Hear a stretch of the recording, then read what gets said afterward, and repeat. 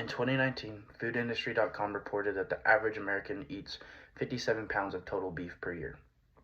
Today, I will be discussing supply and demand of our American cattle market and also affected beef prices. My name is Caleb Shipman. I'm a senior animal science major here at Texas Tech University. Through my time at Texas Tech, I have been a part of the meat judging team while taking many different beef production classes and meat science classes. I also did 2 internships at a beef plant in Kansas. The beef industry is a complex system that drives the American economy. Beef is a big part of the U.S. economical system, driving the U.S. ag industry further forward every day. With cattle prices being so high this past year, are we as consumers able to afford the beef in the grocery store? Now let's get into cattle prices. The industry prices vary upon various factors such as breed types, grain costs, and current economic trends. But it's said that the beef industry is on a 7-year fluctuation, which means between those 7 years, the business is good for the packer for 7 years, and then on the flip side, it is good for the cattleman for 7 years. This means that they're inversely proportional. This helps stabilize the market. That way is not one-sided. Secondly, the inventory of cattle available during the year impacts operations and prices within each sector of the industry.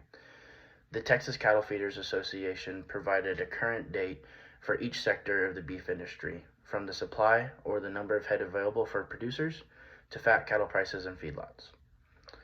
Just last week, the Texas Cattle Feeder Association had feeder cattle priced at $250 per head, per hundredweight, The average weight of a fat cow is 1,300 pounds.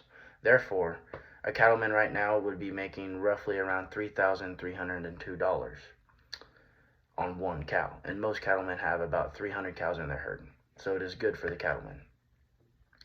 This also goes back to the 7-year fluctuation. In our current market, we are on only year 2 of high cattle prices, meaning that we have 5 more years of this to go. Bert Nelson, an economist for the American Farm Bureau Federation, said, ranchers receive approximately 39 cents of every dollar a consumer spends on beef. This is not the best thing for the packer. This means they are slowing down on production because of these high prices. But because of genetic enhancements over the years, the packers are killing less cattle, but they are still producing the most total beef we have ever had in the U.S. Lastly, consumer prices depend on the way which packers pay for the live cattle during the current market. How does this affect you? On one hand, it directly affects you by how much you're spending at the meat market and the grocery store. So as fat cattle inventory decreases, prices of economic everyday goods increase. On the other hand, it is a good thing because high-priced beef drives the economy forward, especially in our export market. The United States serves as the largest exporter of beef in the world.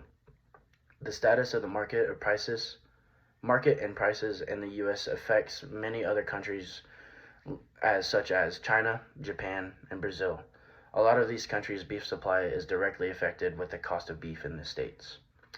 In conclusion, the cattle industry is changing every day.